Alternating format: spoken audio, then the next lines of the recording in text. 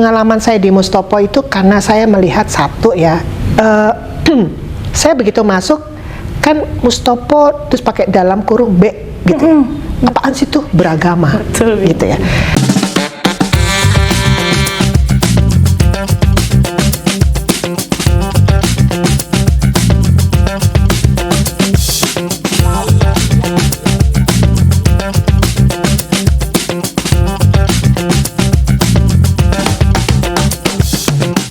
Selamat pagi dok. Selamat pagi. Perkenalkan kami dari Mustopo, FKG Mustopo. Saya Yemima Baby. Hari ini yang akan interview dokter. Makasih dok sebelumnya untuk waktunya. Sama-sama. Sehat Mbak Yemima? Sehat dok. Alhamdulillah. Oke, mungkin boleh perkenalan diri dulu dok, biar teman-teman tahu dengan nama dokter. Aku ya. Saya Murti Utami, nama lengkap saya, tapi biasa dipanggil Ami. Gitu. Saya lulusan Mustopo juga. Tahun berapa dok kalau boleh tahu? Saya masuk Mustopo, Universitas Mustopo itu tahun 1985 dan selesai di tahun 1990. Oke, 1990. Aduh, saya bahkan belum lahir dok. Belum lahir ya? Masya Allah, berarti saya udah tua sekali ya. Ya, iyalah umur saya udah mau 60 gitu loh. Berarti saya langsung izin masuk ke pertanyaan pertama ya dok. Boleh. Untuk pertanyaan pertama, kira-kira nih dok, memori apa yang berkesan waktu dokter masih semasa kuliah di FKG Mustopo? Memori apa? Saya dulu ngeliat Mustopo itu karena ada di tengah kota ya. Oh iya. Apalagi kebetulan saya memang tinggal di daerah Jakarta Selatan. Bahasa keren sekarang anak Jaksel dong, Jaksel. gitu ya. Pakai bahasa Inggris sedikit kan, Iya, gitu ya. betul. Oke. Terus kayaknya deket kemana-mana, deket Blok M, deket dulu ada mall baru, Ratu Plaza gitu ya. Jadi itu memorinya ya satu tempatnya enak kuliahnya, gitu ya. Terus kalau mau cari pasien juga gampang, karena pasiennya juga daerah transportasinya juga banyak, gitu ya. Tuh, jadi pengalamannya itu cari makan enak, buat jalan-jalan enak, begitu ya. Terus di tengah center kota gitu ya, nggak jauh kemana-mana. Itu sih sebetulnya. Terus lihat dokter-dokternya, dosen-dosennya ya dibandingin sama FKG lain yang swasta ya, waktu itu kan yang baru ngetop di zaman aku Trisakti ya. Trisakti dan Mustopo tuh kayaknya kalau FKG swasta tuh wah itu deh. Kalau disandingin katanya sih zaman saya Mustopo lebih bagus dari Trisakti. Jadi ada kebanggaan dong gitu ya. Masuk Mustopo duluan dong daripada ke Trisakti itu di saat era itu.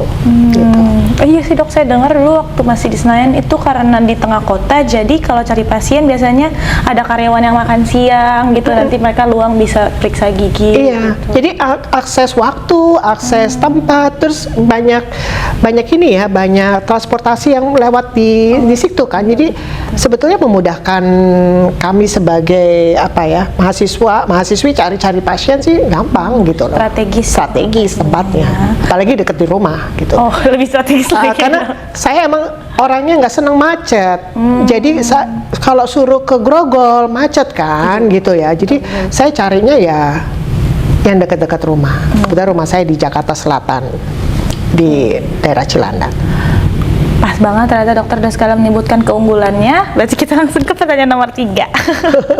Oke dok, jadi kalau setelah dokter kuliah itu kan pasti kan banyak tuh perjalanannya sampai sekarang dokter sudah bekerja di Kemenkes. Kira-kira dokter bisa nggak ceritakan secara singkat pengalaman kerjanya dari awal sampai sekarang bisa di tahap ini dok? Oke. Aku mau cerita dulu sebelum aku masuk kerja dulu ya. Boleh. Pengalaman saya di Mustopo itu karena saya melihat satu ya, saya begitu masuk kan Mustopo terus pakai dalam kurung B gitu, apaan sih tuh beragama. Betul, gitu ya. Nggak tahu anak-anak sekarang kayak ya memang naik nggak tuh ke rooftopnya tuh yang ada tanda-tanda agama gitu ya. simbol-simbol gitu. Kalau saya dulu pertama kali perkenalannya seperti itu. Kenapa Mustopo beragama? Ternyata itu sebetulnya yang membuat juga sebuah kemandirian atau interpretasi saya sebagai mahasiswa bahwa memang itu harus kita hidup dengan keragaman. Keragaman tidak saja dari kesukuan, ya, mau dari daerah mana, tetapi agama itu penting.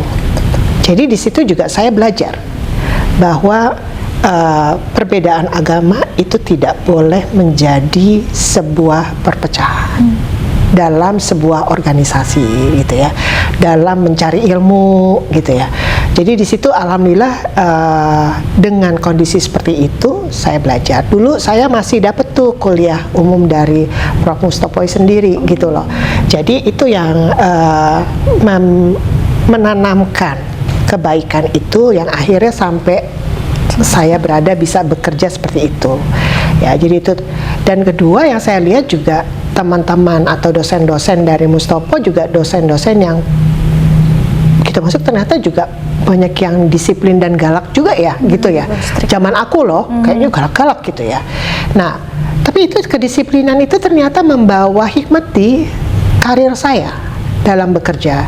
Ketepatan waktu kan, kalau FKG itu kan tidak kerja seperti atau tidak kuliah seperti teman-teman yang lain ya. Iya, kita bikin esai, kita baca buku, kemudian menulis satu laporan. Kita lebih requirement yang harus kita lakukan. Oh, berapa kali cabut, oh berapa kali tambal, berapa kali menyuntik kan gitu.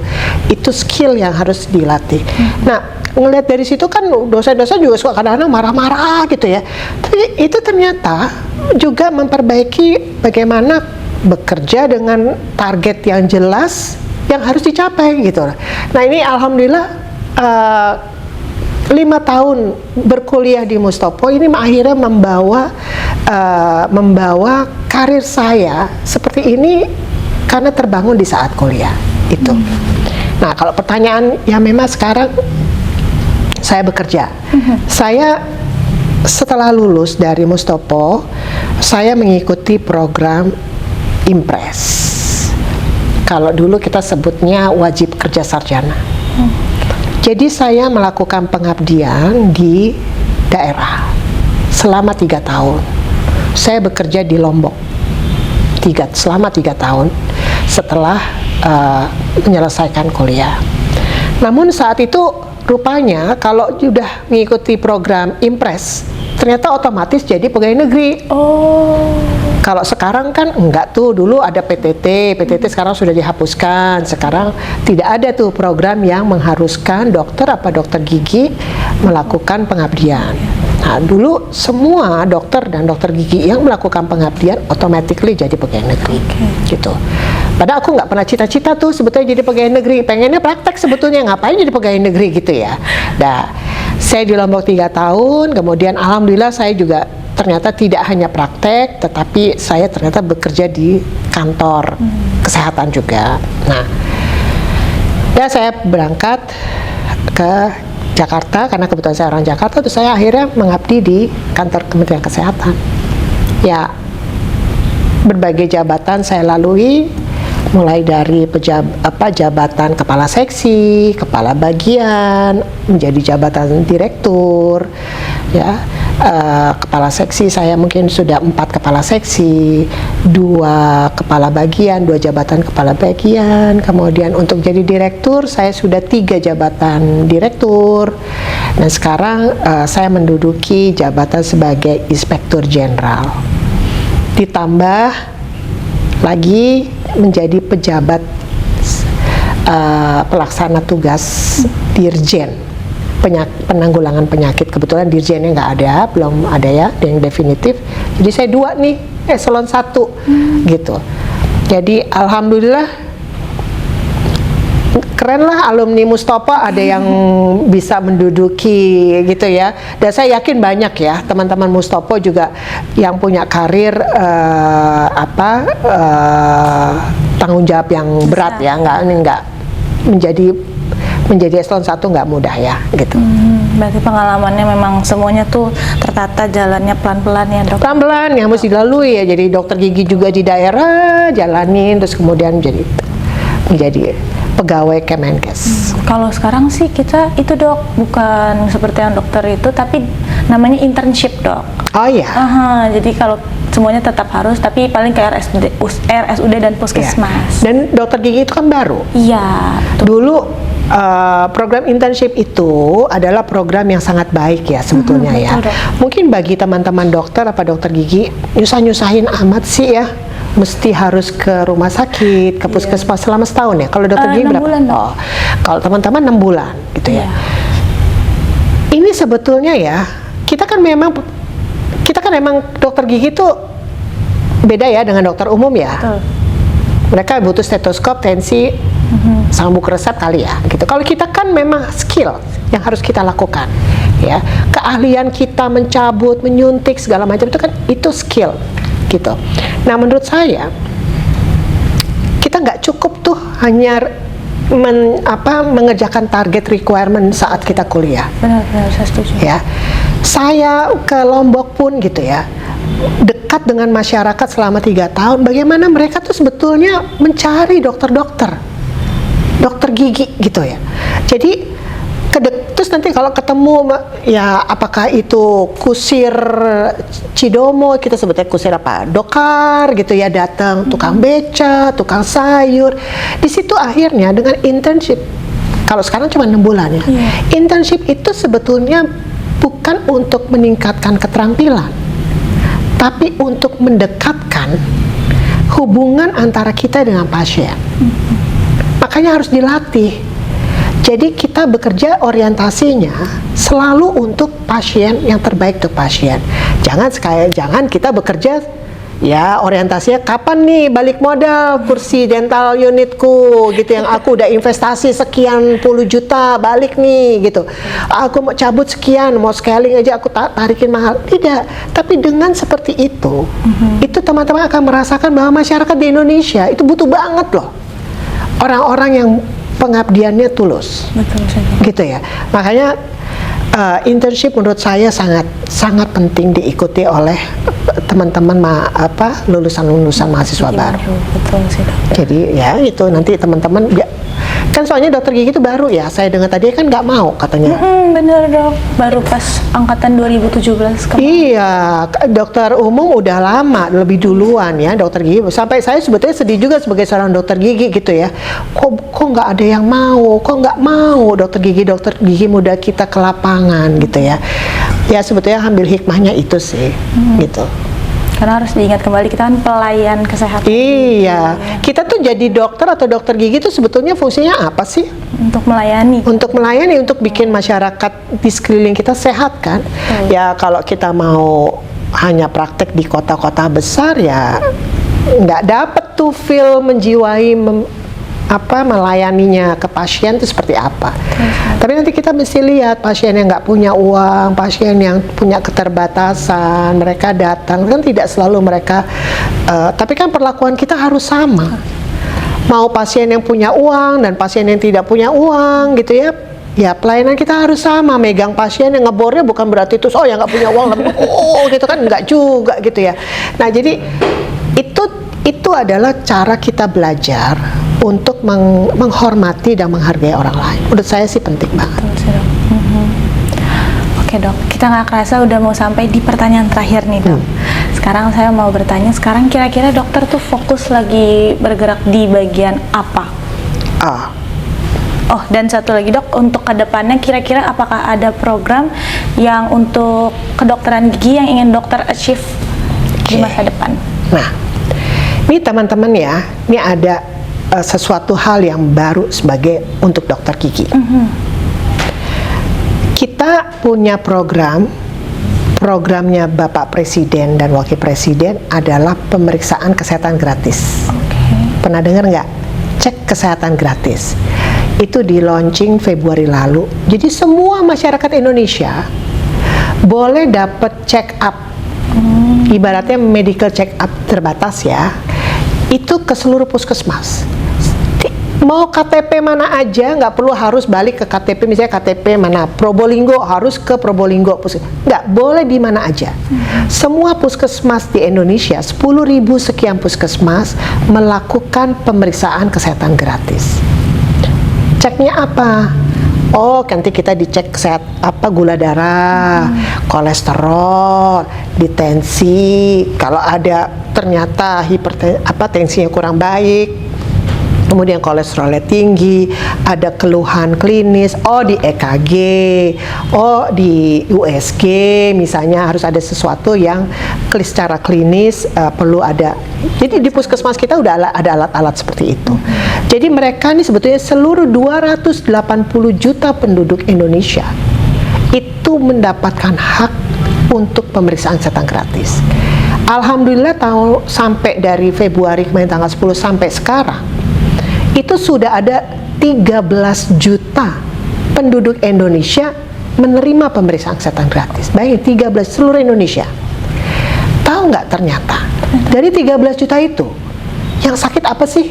Gigi ternyata gigi dan mulut.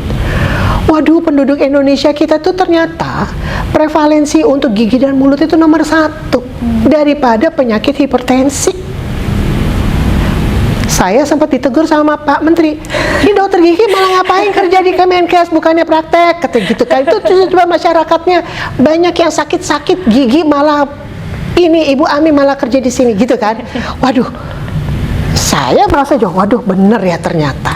Jadi buat teman-teman, ternyata masalah kesehatan gigi dan mulut itu menjadi masalah utama besar di Indonesia.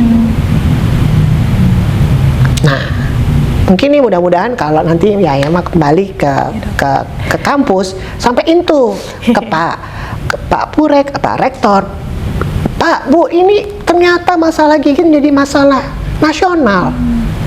Seperti apa kita harus lakukan? Jadi ya sekali lagi buat teman-teman dokter gigi nih yang adik-adik yang baru lulus, pengabdian menjadi seorang dokter gigi tidak perlu harus selalu di kota-kota besar. Kalau saya lagi jalan pulang ke rumah tuh ya, nanti ada dental klinik dental unit, nggak selang 2 ruko ada lagi gitu ya. Ini dokter gigi kumpul di satu ruko nih gitu ya, satu kompleks ruko, gimana sih gitu ya. Padahal masyarakat kita ternyata banyak loh yang punya masalah gigi. Nah itu yang pengabdian ini yang mestinya kita harus sadarkan ya ke teman-teman dokter gigi yang baik baru, anak-anak yang baru gitu ya. Kalau rezeki sih nggak usah dicari kemana ya, mestinya mendekat pasti datang sendiri. Apa ya dokter gigi ya? Oh enak nih sama dokter Yaya mah, disuntik tuh enak, nggak terlalu sakit, atau dicabut tuh enak, atau pas lagi scaling kok nggak ngilu-ngilu gigi aku. Kamu akan dicari kemana aja si dokter. Gitu, kamu akan dicari mau pindah-pindah praktek dari Jakarta Selatan pindah kemana, pasti kalian akan dicari. Karena skill kita, karena kita menjiwai kita sebagai dokter gigi nggak mau pasien itu sakit kan. Nah, saya yakin gitu ya, kalau di daerah-daerah juga gitu, pasti nanti juga dicari kalian. Mau nanti yang tadinya mungkin di pinggir kota, akhirnya nanti jadi tengah kota di daerah, kalian tetap akan dicari. Jadi buat saya, sebetulnya nggak usah takut bagi seorang dokter gigi, nggak perlu harus di kota-kota besar. Kenapa? Masyarakat ternyata menanti loh kehadiran dokter gigi. Di puskesmas, data puskesmas ya, itu 40% dari 10.000 puskesmas kita itu nggak ada dokter giginya. Padahal kalau kita belajar, kalau kita ada gigi yang bolong aja itu penyebab sebuah penyakit kan, kronis kan. Karena bakteri, kuman-kuman itu masuk di dalam karies-karies itu dan kemudian masuk ke saraf dan sebagainya. Kan teorinya begitu kan? Betul. Gitu. Jadi ya dalam kesempatan ini saya ingin menggugah nih adik-adik Mustopo. Tenang aja dok, kalau di Mustopo kita ada Mustopo Jelajah Nusantara. Oh gitu, apa tuh? Pengabdian, jadi kita ke daerah yang 3T yang terjauh. Berapa lama? Kira-kira bisa 2 minggu dok. Jadi nanti 2 minggu perawatan kesehatan umum juga ada dan gigi gratis dok. Oh di sana? Baru saja kemarin kita ke Brau, Kalimantan Timur. Oh ke Brau. Betul. Berapa dokter? Calon dokter baru calon? Iya, calon dokter, tapi supervisinya kemarin ada 8 dokter DPJP-nya dok. Jadi nanti dibagi 2 tim, satu tim misalnya di kecamatan yang pertama, lalu di kecamatan yang keduanya nanti di switch selama 5 hari kerjanya. Gitu. Itu kan bagus ya. Jadi teman-teman atau adik-adik ini bisa mengalami bagaimana ternyata dokter gigi itu dibutuhkan loh. Langsung terjun langsung. Ya, jadi kita dental unit tuh sudah hampir kita penuhi di seluruh puskesmas loh. Tapi masalahnya dokternya nggak ada di situ. Jadi ya akhirnya satu dokter bisa ke 2 puskesmas. Dia pergi gitu loh ke 2 puskesmas. 2 tahun, 3 tahun tuh nggak kerasa, itu sebentar. Gitu ya. Nanti teman-teman akan merasakan bagaimana oh ternyata kalian dibutuhkan. Gitu, dibutuhkan oleh masyarakat kehadiran teman-teman dokter gigi. Itu sih pesan aku. Kita punya masalah dokter gigi, punya masalah kesehatan gigi nomor 1 ya, ternyata dari hasil cek pemeriksaan gratis. Dan kita sekarang lagi pikirkan bagaimana dokter gigi ini bisa mau bekerja di puskesmas, merata ya, dok. Ya merata gitu ya. Tentu pemerintah internship aja nggak cukup. Betul sih. Kalau saya sih, apalagi teman-teman cuman adik-adik cuman 6 bulan ya. Iya, 6 bulan. Gitu. Saya sih melihat internship saya tidak cukup dilakukan oleh teman-teman. Inilah yang mungkin dari kesempatan ini saya menggugah ya, lakukanlah pengabdian yang lebih luas gitu ya. Kita jadi seorang dokter gigi bukan saja hanya ingin ngembaliin modal aku nih kuliah berapa gitu ya atau apa gitu ya. Tapi ternyata kalau kita dihargai masyarakat setempat, apalagi ya, orang yang tidak mampu ya, itu kalian akan ingat seumur hidup kalian. Priceless ya dok, rasanya. Itu susah dicari pengalaman itu. Kalau masuk uang berapa, kita dapat pasien banyak berapa di kota ini, itu akan terlupa dengan seketika. Tapi begitu kalau adik-adik ini yang dokter gigi baru itu dihargai oleh orang yang nggak mampu aja, bagaimana kita bisa menolong dia, mengobati gigi dia gitu ya. Terus pasien itu berterima kasihnya seperti apa, kalian akan merasakan ingat sampai hayat adik-adik. Karena ternyata teman-teman dihargai dalam bentuk kebaikan kita, bukan material. Jadi itu ya, aku pesan buat adik-adik dokter gigi yang muda gitu ya. Ayo dong kita mulai bekerja dengan hati ya, sama-sama. Ini masyarakat Indonesia menunggu kehadiran dokter gigi gitu ya. Marilah kita, pengabdian kita tidak cukup hanya di kota-kota besar. Itu. Langsung hangat hati saya dok, dan tersemangat sih. Ya mudah-mudahan ada manfaatnya. Saya juga bekerja di pemerintah, saya merasa bertanggung jawab gitu. Saya walaupun bagaimanapun juga seorang dokter gigi gitu ya, harus kami juga harus saya perbaiki bagaimana peran profesi dokter gigi ya, harus seperti apa gitu ya. Nah ini yang saya bisa sampaikan kepada adik-adik muda yang nanti jadi dokter keren. Siap dok. Mustopo. Amin dok. Oke dok, sebelum kita tutup interview hari ini, mungkin dokter boleh kasih kesan dan pesan untuk para calon dokter gigi yang mau masuk ke FKG Mustopo dok. Pertama, jangan ragu untuk memilih FKG Mustopo, gitu ya. Jangan ragu, gitu. Apakah ini enak kuliahnya, bagus apa enggak, gitu ya. Cari ilmu itu sebetulnya bisa di mana saja. Nggak perlu harus kita pikirkan sebuah university yang seperti apa ya.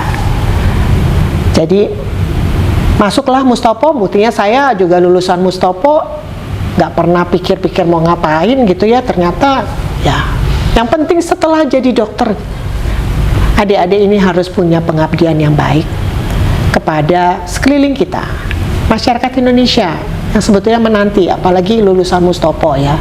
Tadi sudah banyak disampaikan Mbak Yema juga, ternyata banyak pengabdian-pengabdian lain yang dilakukan selama kuliah. Jadi yuk masuk ke FKG Mustopo, menjadi manusia-manusia yang bisa mengabdi kepada masyarakat dan jadi manusia yang berhasil, sukses. Ya, terima kasih ya. Terima kasih banyak dok. sekian untuk interview hari ini. Terima kasih dokter atas kesediaan waktunya. Sama-sama. Sampai bertemu lagi di lain waktu ya dok. Boleh. Baru Makasih kita banyak. dadah ke kamera. Dadah.